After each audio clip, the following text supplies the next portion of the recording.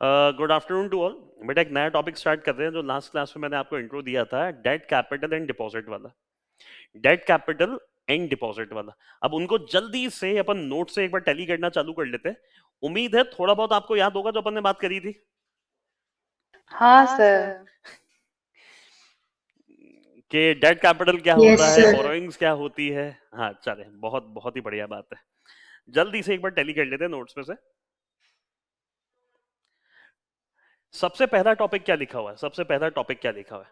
Borrowing powers of the company and debt capital. ध्यान से देखें एक बार। In order to run a business effectively and successfully, adequate amount of capital is necessary. In some cases, capital which is arranged through internal sources, मतलब वो पैसा even हम कहां से रेज कर सकते हैं? Internal sources. कैसे? By issuing equity share capital or using the accumulated profit is not adequate. And the organization resorted to external sources for arranging capital like bank loan, term loan, working capital loan, overdraft facility from bank, debenture, public fixed deposit, external commercial borrowing. कहने का मतलब क्या बना, ध्यान से देखें एक बार।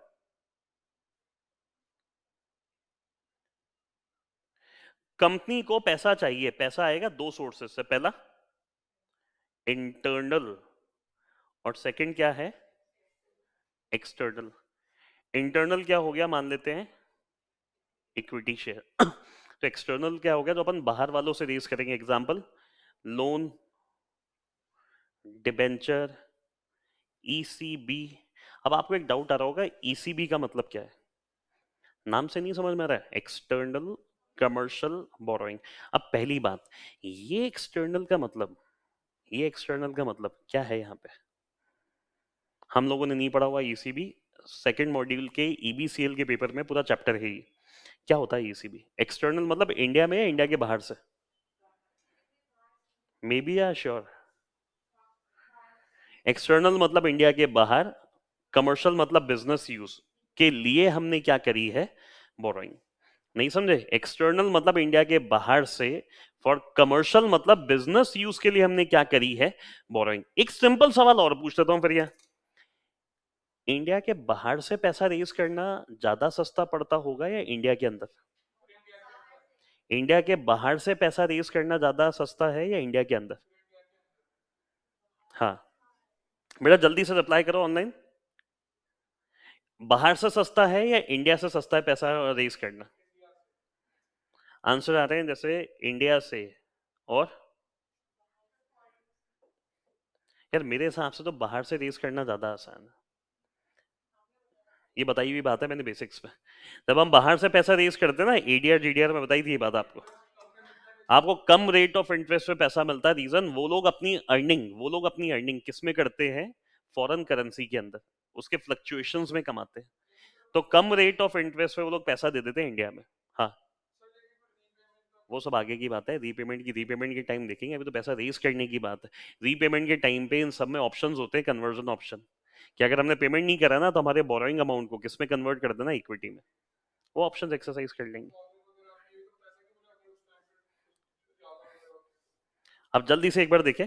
Thus, borrowing is a mechanism used whereby the money is arranged through external sources with an implied or express intention of returning money. Implied और express मतलब, बट अब ऐसी बात है ना यार, किसी से लिया है तो पैसा वापस भी देना है। केवल लेने की थोड़ी इंटेंशन है, देने की भी तो इंटेंशन है। उम्मीद है बेसिक समझ में आ गया। अब गवर्निंग फ्रेमवर्क पे क्या लिखा हुआ है? गवर्निंग फ्रेमवर्क पे, इंडिया में अगर हम डेट कैपिटल इशू करना चाह रहे हैं, डिबेंचर लोन के थ्रू पैसा उठाना चाह रहे हैं, तो कौन कौन से वेरियस लॉ के रिक्वायरमेंट्स एप्लीकेबल होते हैं? कॉमन नाम, SEBI, ICDR. Second, SEBI, LODR. अभी सारे नाम बताऊंगा आपको। SEBI issue and listing of debt security regulation, the companies act, SEBI issue and listing of securitise debt instrument, यानी रिसिप्ट की बात हो रही है, the company share capital and debenture, RBI. अब सर ये है क्या सर? आधे से ज्यादा चीजें आपके सेबी से रिलेटेड। जब एक लिस्टेड कंपनी अगर डिबेंचर इशू करती है ना, सेबी में मल्टीपल रेगुलेशंस हमने बना रखी। एलओडीआर का मतलब होता है listing obligation and disclosure requirement. ICDR का मतलब issue of capital and disclosure requirement. आप चाहो तो फुल फॉर्म लिख लो, काम नहीं आएगी ऐसा आपके यहाँ पे। Issue of capital and disclosure requirement.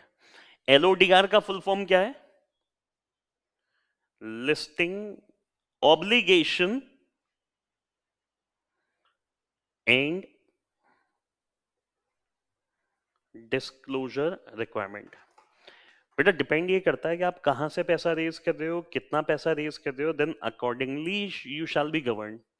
अगर लिस्टेड कंपनी हो तो सेबी से गवर्न हो जाना, अनलिस्टेड कंपनी हो तो कंपनीज एक्ट है, फाइनेंस कंपनीज हो तो आरबीआई एक्ट बना हुआ है। आरबीआई किसके लिए होता है? आरबीआई किसके लिए होता है? हर कंपनी के लिए, फाइनेंस कंपनीज के लिए। तो अगर फाइनेंस कंपनी है और आप पैसा रेज करना चाह रहे हो तो आपके लिए कौन बैठा हुआ है? आरबीआई। तो कुछ नहीं है, एक बेसिक बेसिक एक्ट के नाम बता रखे हैं हार्डली। चले आगे देखते हैं ध्यान से। अब मुझे उम्मीद है जैसे जैसे मैं बताता जाऊंगा ना, आपको ये चीजें समझ में भी आती जाएगी। देखिए, powers of board to borrow, मतलब बोर्ड ऑफ डायरेक्टर को पैसा उठाने की पावर कौन से सेक्शन से मिली है? 179 से। उसका नाम ही क्या है सेक्शन का? Powers of board. यार 90% काम कौन करता है कंपनी में? तो पैसा उठाना भी है अगर, तो पैसा उठाने की पावर भी किसकी होगी? बोर्ड की। अब देखो वो कैसे लिखा हुआ है, बहुत ध्यान से पढ़ो। The power of the company to borrow is exercise by its board who cannot borrow more than the sum authorized।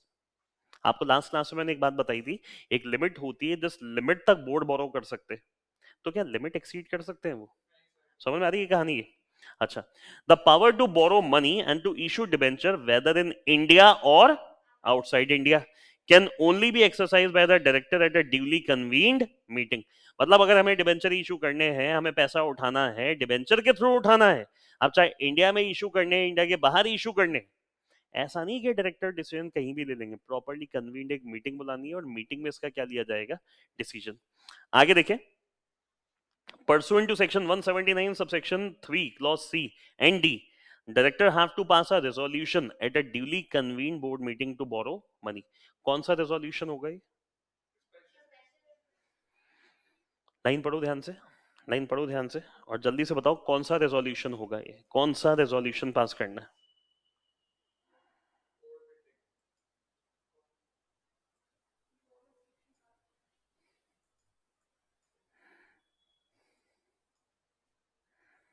हाँ,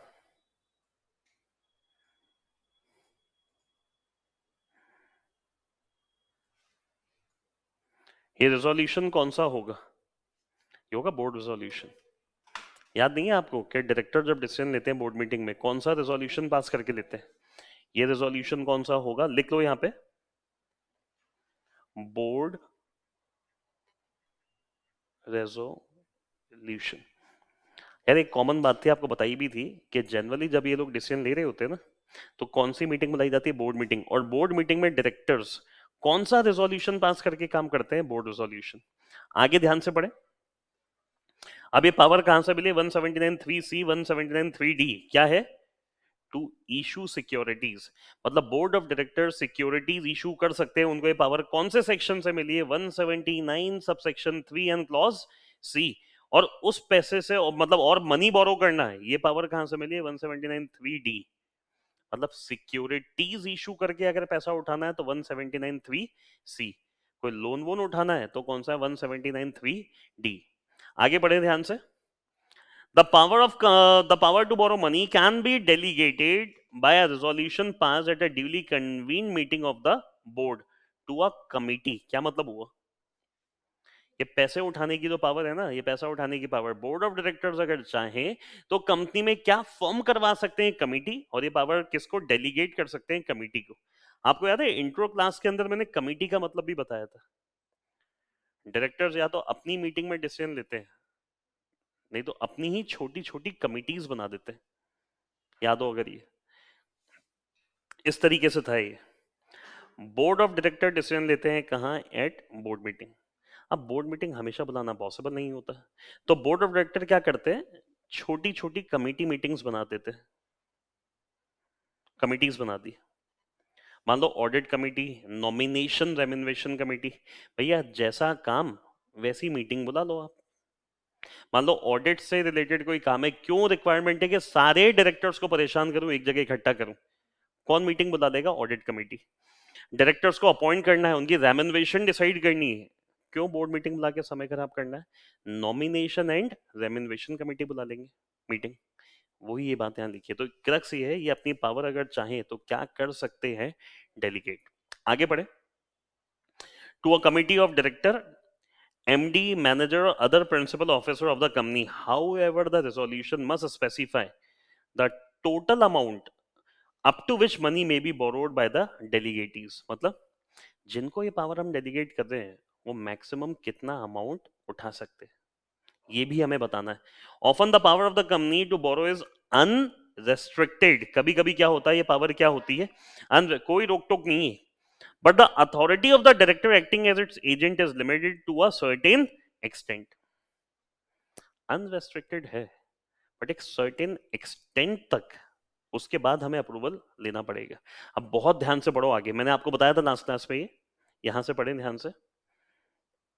for example 180 subsection 1 clause C of the act prohibits board of director of a company from borrowing sum which together with the money already borrowed exceeds the paid aggregate of the paid up capital, free reserve and security premium apart from the temporary loan obtained from the company's banker in the ordinary course of business unless they have received the prior sanction by a special resolution in GM। Sir आसान कर दो ना इसको, simple कर दो, सामने देखो।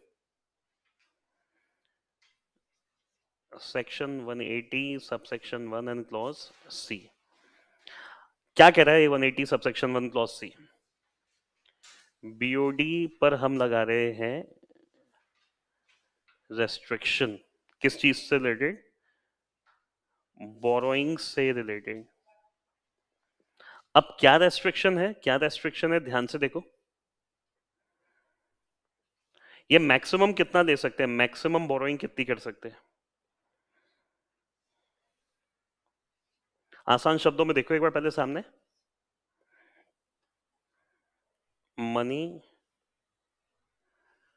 Already borrowed plus proposed borrowing. मतलब मैक्सिमम बोरोइंग कितनी है? जो पैसा हम ले चुके हैं और जो हम पैसा लेने वाले हैं, डज नॉट एक्सीड। कितने से ज्यादा नहीं होगा, कितने से ज्यादा नहीं होगा? Paid up capital plus free reserve plus security premium. इन तीनों चीजों का टोटल लगा लो, इससे ज्यादा नहीं होना चाहिए। मैक्सिमम बोरोइंग डायरेक्टर्स कितनी कर सकते हैं? जो पैसा ले रखा है और जो पैसा लेने वाले हैं, वो कितने से ज्यादा नहीं होगा, वो कितने से ज्यादा नहीं होगा। Paid up capital, free reserve, security premium का टोटल लगा लो, उससे ज्यादा नहीं होगा। बट सबसे मेन बात, बोरोइंग वर्ड में क्या चीज एक्सक्लूड हो रही है, क्या चीज एक्सक्लूड हो रही है? Temporary loans. अभी समझाता हूं क्या है ये, कॉपी कर लो पहले ही, जल्दी से कॉपी कर लो।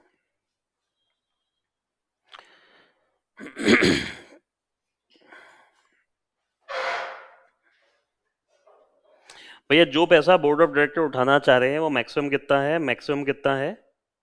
लिमिट क्या बनी अपनी? जो ले रखा है और जो लेने वाले, वो कितने से ज्यादा नहीं है। Paid up capital, free reserve, security premium. But borrowing शब्द में हमें क्या शामिल नहीं करना है? टेम्पररी लोन शामिल नहीं करना है। अब सर फिर एक डाउट आ रहा है दिमाग में, कॉपी हो गई? टेम्पररी लोन का मतलब क्या है?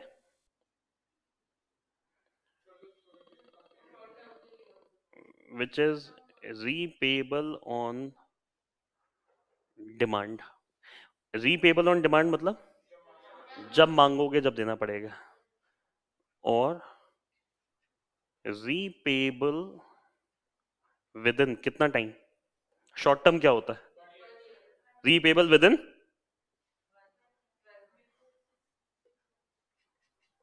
With in 6 month. एक सामान्य बच्चे का दिमाग शॉर्ट टर्म के नाम से 1 साल पे चलता है। इस सेक्शन में हमने शॉर्ट टर्म को डिफाइन करा है कितना, 6 मंथ। मतलब वो पैसा, वो बोरोइंग जो जब मांगोगे जब रीपे करनी है, वो टेम्परेरी लोन। नहीं तो वो पैसा जो repayable with in a period of 6 month होता है, उसे हमने नाम क्या दे दिया है, टेम्परेरी लोन। समझ में आ रही है कहानी? देखो इसका एग्जाम्पल क्या बना। कंपनी ने पहले से लोन ले रखा है कितना, एग्जिस्टिंग बोरोइंग कितनी है, 100। प्रपोज्ड बोरोइंग वो कर रहे हैं, मान लेते हैं 100 की, बट 100 में से 20 रुपए का loan with in 6 month he repay होगा। तो टोटल कितना हुआ, 200 हुआ, 180 मानना है, इसे मानना है 180। ये तो लेस हो जाएगा। रीजन, ये लोन कौन सा हो गया, टेम्परेरी लोन। बेटा टेम्परेरी लोन्स का मतलब क्या होता है, जो वर्किंग कैपिटल से रिलेटेड होते हैं, बिजनेस को चलाने के लिए होते हैं। आए गए, लिया चुका दिया, फिर लिया फिर चुका दिया, ऐसे लोन्स को हम बोरोइंग वर्ड में शामिल नहीं करते। समझ में आ रही है ये बात? यहां तक समझ में आ गई ये चीज? Yes sir. चलो बहुत बहुत अच्छी बात है, बहुत अच्छी बात है, समझ में आ गई। फिर एक बहुत बढ़िया सवाल पूछ लेता हूँ आपसे, कितना समझ में आया पता चल जाएगा अभी। ध्यान से सामने देखें एक बार। जब डायरेक्टर पढ़ाऊंगा ना आपको पार्ट बी में, वहां पे भी ये पूरा सेक्शन है। वैसे तो अगर अपन चाहें तो जनरली ये सेक्शन बोल सकते हैं रेफर डायरेक्टर्स। यहां कर लिया है ना, अब वहां इतना टाइम नहीं लगेगा। मैंने लोन तो कौन सा लिया है,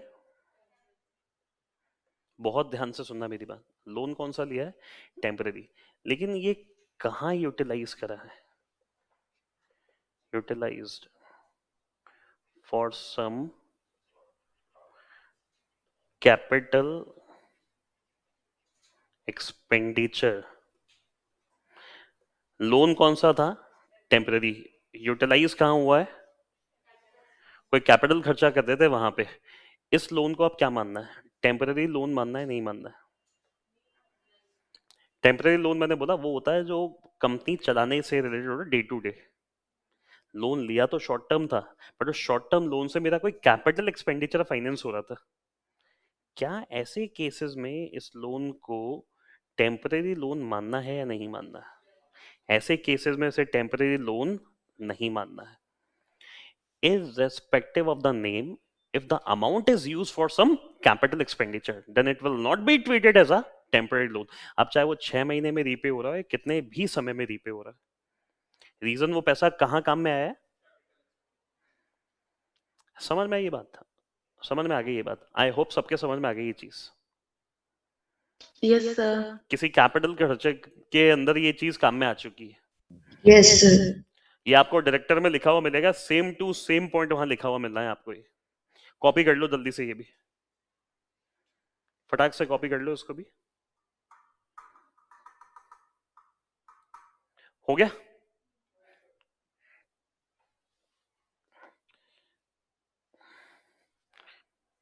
अच्छा, अब सर यही सारी कहानियां लिखी है। अच्छा एक चीज और बता देता हूं,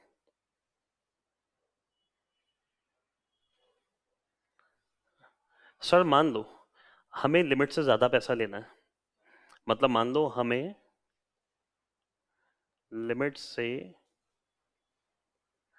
ज्यादा बोरोइंग करनी है। कंडीशन क्या है फिर, लिमिट तक तो कर लो कोई दिक्कत नहीं है, लिमिट से ज्यादा है तो फिर क्या करना है, पहले क्या पास करना पड़ेगा, मतलब शेयर होल्डर्स की जनरल मीटिंग बुलाओ, उसमें उनसे अप्रूवल लो। अगर वो हाँ कह देना तो ही एक्सेस मनी बोरो करनी है, अदरवाइज नहीं करनी। अब मैं आपको बता देता हूँ क्या क्या काम का था। एक ये पूरा कंसेप्ट काम का है, जो अपन ने ये समझा, ये सारी चीजें, साथ ही साथ ये वाला कंसेप्ट काम का है। अब यही सब कुछ हमने पैराग्राफ के अंदर पूरा नोट्स के अंदर लिखा हुआ है। मैं मानता हूं अगर ये चीज समझ में आ गई है ना, रिक्वायर्ड ही नहीं है उसको पढ़ना। यही उसके अंदर गोल गोल घुमा घुमा के बार बार लिखा हुआ है। ये देखो,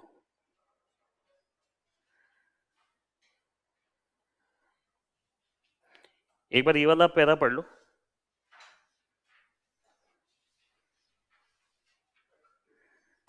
जल्दी से टेम्परेरी लोन का मतलब पढ़ो।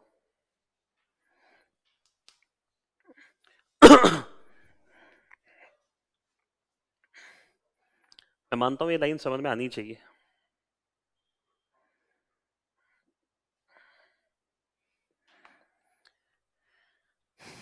क्यों पढ़ते हो बार बार? वही तो लिखा है तो अपन ने वहां पढ़ा है। Repayable on demand, repayable within the period of 6 month, last वाली लाइन पढ़ लो। But does not include loan raised for the purpose of financing expenditure of a, मतलब मान लो 6 महीने में रीपे करा है, मान लेते हैं 6 महीने में रीपे करा है, बट कहाँ काम में आया है? किसी कैपिटल नेचर के खर्चे में। तो उसे हमें क्या नहीं मानना है? क्या नहीं मानना है? कैपिटल, और सॉरी क्या नहीं मानना है? Temporary loan. आई होप ये फंडा सबके समझ में आ गया, अच्छे से समझ में आ गया है सबके। एक ये वाली लाइन पढ़ो जल्दी से। Yes, sir. ये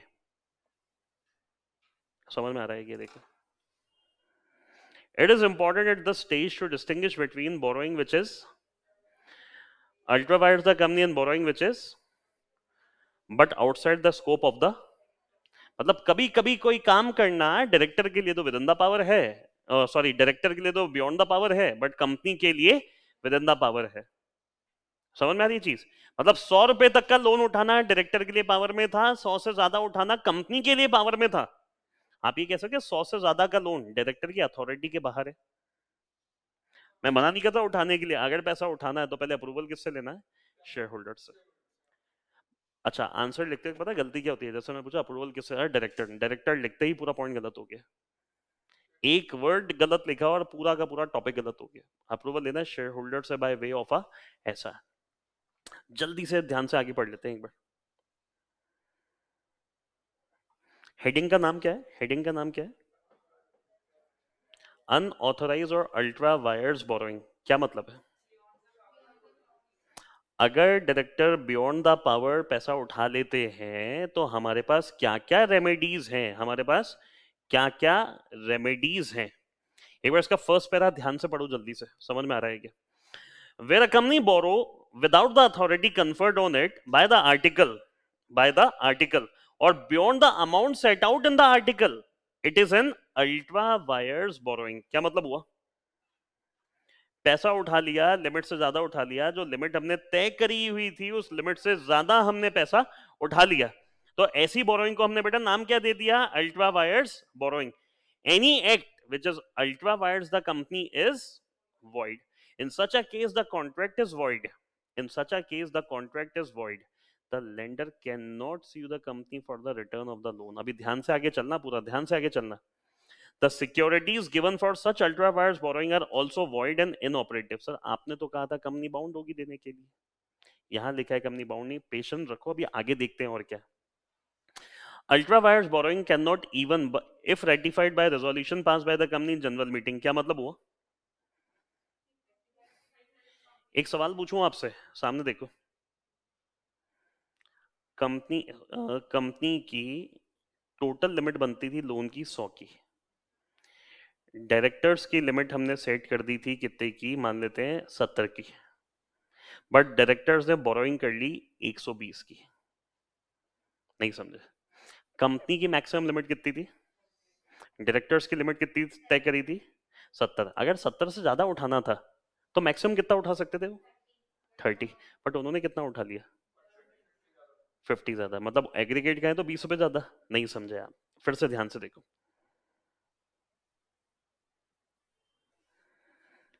कंपनी की मैक्सिमम लिमिट कितनी है लोन की? लिखा हुआ था आर्टिकल में, मान लो 100। डायरेक्टर्स की मैक्सिमम लिमिट कितनी है? मान लेते हैं 70। तो director even with SR approval कितना और उठा सकते थे? ये चीज समझ में आ गई? एसआर से होता है ये काम, बट उन्होंने कितना उठा लिया? 50। अब ये जो टोटल बोरोइंग कंपनी की 120 हुई, बहुत ध्यान से सुनना, बहुत ध्यान से। ये डायरेक्टर्स के लिए तो अल्ट्रा वायर्स है ही है, कंपनी के लिए क्या है? ऐसा काम जो किसी कंपनी के लिए भी अल्ट्रा वायर्स है, ऐसे काम को रेटिफाई कर सकते हो क्या? समझ में आ रही है कहानी? समझ में आ रही है कहानी? I hope you all are getting this point. क्या कंसेप्ट है? कभी कभी कोई काम जब डायरेक्टर के लिए अल्ट्रा था, हम तो करें वो काम कंपनी के लिए भी अल्ट्रा था। तो जो काम कंपनी की भी लिमिट में नहीं था हमने तो वो काम कर लिया। ऐसे काम को क्या कंपनी रेटिफाई कर सकती है या नहीं? समझ में आ रही है चीज ये? अच्छा, ऐसे अमाउंट को चुकाने के लिए क्या कंपनी बाउंड है क्या फिर? क्यों? वो डायरेक्टर्स की भी थी और मैं तो कहूंगा देने वाले की भी थी यार। देने वाले की भी थी। क्यों? देने से पहले उसे मेमोरेंडम आर्टिकल देखना चाहिए था। उसमें कितनी लिमिट लिखी हुई? बेटा इट्स अ डिबेटेबल टॉपिक है ना, कभी कभी बड़े ट्विस्ट एंड टर्न्स आने हैं इस टॉपिक में आगे। अभी ये कह रहा हूँ, फिर आगे भी आपको केस लॉस पढ़ाऊंगा, थोड़ा पेशेंस से आपको सुनना पड़ेगा, ट्विस्ट एंड टर्न बड़े आने हैं यहाँ। मैं क्या कह रहा हूँ, देने वाले को भी तो डॉक्यूमेंट पढ़ने चाहिए थे कि लिमिट कितनी है मैक्सिमम। सोचो आज आपने एग्जाम दिया और गलती से आपकी मार्कशीट में 103 नंबर आ गए लिखे हुए। 103 की कोई वैलिडिटी है क्या? मैक्सिमम कितने मिल सकते थे? गलती से प्रिंट हो गया यार, क्या केस करोगे हम पे? मैं तो कह रहा हूँ देने वाले की भी जिम्मेदारी बनती थी। जिसको दे रहे हो पहले चेक तो कर लो उसकी मैक्सिमम लिमिट कितनी है लोन की। आज अपन अगर क्रेडिट कार्ड काम में लेते हैं, आज अगर अपन क्रेडिट कार्ड काम में लेते हैं, उसमें एक लिमिट तय होती। हाँ जो सर। यूज में ले रहा है उसको भी पता है, और जहाँ स्वाइप कर रहा है उसको भी तो पता है। उसके ऊपर तो वैसे ही स्वाइप नहीं होगा ना।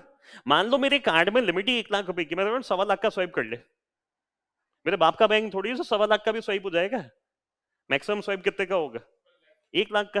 वो हाथों हाथ बता देगा ट्रांजेक्शन डिनाइड, लिमिट एक्सीड। तो मैं तो ये मान रहा हूँ बेटा, देने वाले की भी जिम्मेदारी बनती है, पता तो कर भैया सामने वाले की लिमिट कितनी है। सर सर सर सर, मान लो ना उसने तो कैसे दे दिया, गुड फेथ में। अब क्या होगा? फिर ट्विस्ट आ गया एक। गुड फेथ में हो गया तो क्या होना? अपन देखते हैं ना आगे क्या होगा, ये देखो।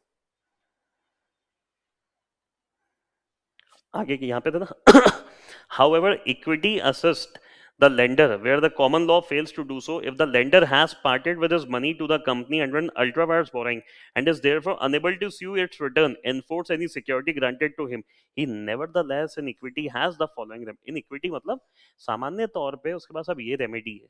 मैं केस तो कर नहीं पा रहा, मैं पैसा रिकवर नहीं कर पा रहा, तो मेरे पास कुछ रेमेडीज हैं यहाँ पे। पहली रेमेडी क्या है? एक मिनट।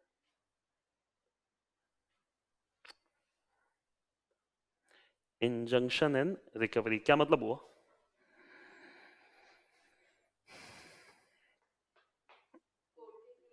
स्टे लगवा दो ना यार, स्टे करवा के रिकवरी लो। चलो मानते हैं सालों मैंने तुम्हें पैसा ज्यादा दे दिया लिमिट से, बट उस पैसे से तुम लोग क्या कर रहे हो, ध्यान से लाइन पढ़ो।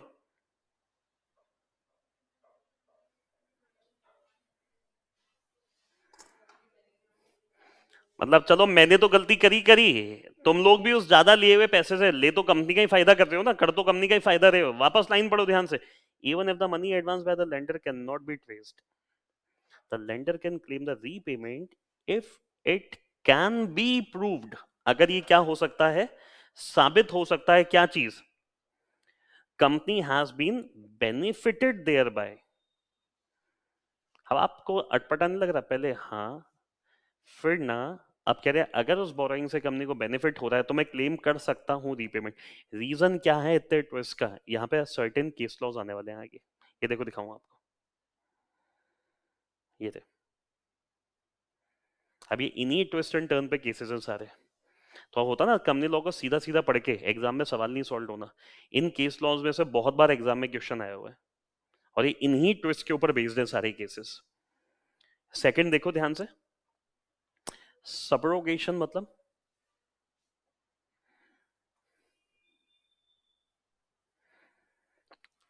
Stepping into the shoe. Stepping into the शू, नहीं समझे? ध्यान से पढ़ो पहली लाइन, याद आ रही है कि where the money of an ultra-vires borrowing has been used to pay the, he would be subrogated to the position of the creditor paid off and to that extent would have the right to recover the loan from the company। Subrogation का मतलब क्या है यहां देखो। मान लेते हैं company के क्रेडिटर्स हैं कितने के, 100 के। हमने क्या कर ली, एक्सेस बोरोइंग, लिमिट से ज्यादा बोरोइंग कर ली। अब वो एक्सेस बोरोइंग क्या हो गई, बट वो अल्ट्रा एक्सेस बोरोइंग से मैंने किसको पे कर दिया? ये तो गायब होगा यहां से पैसा लेके। आप ये पॉइंट आपको ये कह रहा है you are stepping into the shoe of the creditor. क्या मतलब हुआ? लोन मैंने दिया था एक्सेस, लोन मैंने दिया था एक्सेस, मेरे पैसे से आपने क्रेडिटर को तो फ्री कर दिया। अब मैं कह रहा हूं मेरी पोजीशन मान लो वापस से जैसे किसके जैसी हो गई है, आपसे मांगने वाला हो गया ना अब मैं। रीजन, आपने मेरे से एक्सेस पैसा लेके पैसा काम में कहां लिया, in payment of the lawful debts of the company. तो मैं कह रहा हूं क्रेडिटर को तो फ्री कर दो और मुझे उसके शूज में बैठा दो। सबरोगेशन का मतलब stepping into the shoe of the creditor. समझ में आई ये बात क्या है? यहां तक क्लियर है? Yes, sir. अब लास्ट क्या लिखा है? If in case ultra is borrowing, the lender may be able to sue the director for the breach of warranty of authority, especially if the directors deliberately misrepresented their authority. वापस से सवाल ये आ गया, how can you prove it कि उन्होंने जानबूझ के करा था ये? सर स्टार्ट में आपने कहा था कि केस कंपनी पे होता है, हाँ मैंने कहा था। यहाँ पे कह रहे हैं केस हम डायरेक्टर पे कहते हैं, रीजन वो काम कंपनी के लिए भी अल्ट्रा है, डायरेक्टर के लिए भी अल्ट्रा है। किसने अपनी पावर एक्सीड करी? डायरेक्टर ने। किसने मिस रिप्रेजेंटेशन करा? डायरेक्टर ने। तो जिम्मेदार कौन होगा? कंपनी पे केस कब करता मैं? कंपनी के लिए विद इन द पावर होता अगर वो काम। समझ में आ रही है बात? I hope you all are getting this point. यहां तक उन्होंने जानबूझ के करा ना, डेलिबरेटली करा है। अब मैं वापस कह रहा हूँ, it's a question of fact, how can you prove it कि डेलिबरेट है या नहीं है। यार मेरी गाड़ी से अभी किसी का एक्सीडेंट हो गया, मैं क्या कहूंगा? अरे भाई गलती से एक्सीडेंट हो गया, सामने वाला क्या कहेगा? सामने वाला क्या कहेगा? How can you prove it कि डेलिबरेट था या जानबूझ के था? How can you prove it deliberate है जानबूझ के? देखो इंटेंसिटी देखो आप, जैसे फॉर एग्जांपल एक लाइव एग्जांपल देखो, एक गाड़ी आ रही है और सामने से बहुत तेज की स्पीड में बाइक आ रही है, बाइक ने गाड़ी को आगे से ठोक दिया बहुत तेज स्पीड में। ज्यादा डैमेज किसका होगा? दिमाग लगा, दिमाग। कौन तेज स्पीड में था? कौन तेज स्पीड में था? बाइक वाला। सीधा बाइक वाला है और आगे घुस गया, बाइक का तो होना ही होना है, बट आप डैमेज से अंदाजा लगा सकते हो कौन तेज चला रहा था। समझ में आ रही है बात मेरी? सिचुएशन ऑफ फैक्ट है, मतलब ये फैक्ट्स के ऊपर बेस्ड है कि कैसे इसको साबित करना है। दिमाग लगाओ ना थोड़ा सा, जितना तेजी से वो बाइक गाड़ी में घुसी होगी तो गाड़ी का नुकसान भी खूब हुआ होगा, और गाड़ी अगर तेज होती तो मैं नहीं मानता इतना नुकसान होता। समझ में आ रही चीज? तो फैक्ट्स वाली बात है, सर्कमस्टेंशियल है सारी चीजें, कैसे साबित होगा डेलिबरेट है या नहीं। अभी आप बैठे यहाँ पे आके मैंने चेयर पीछे से खिसका दी, अरे मैंने तो गलती से पैर यूं कर रहा था, चेयर गिर गई, आप क्या कहोगे? अच्छा जानबूझ के गिरा है। और मैं कह रहा हूँ गलती से हुआ है, करके दिखा दो साबित। मैंने कहा सीसीटीवी लगा उधर देख लो आप, मेरे एक्सप्रेशन से, मेरे हाव भाव से, हाथ पैर के मूवमेंट से पता लगा लो आप कि डेलिबरेट था या क्या था। समझ में आ गई ये बात? यहां तक कोई डाउट है क्या किसी को? यहां तक कोई डाउट है क्या किसी को? आज का काम क्या है? पेज नंबर 3 पे केस लॉस दे रखे, ABCDEF मिल गए?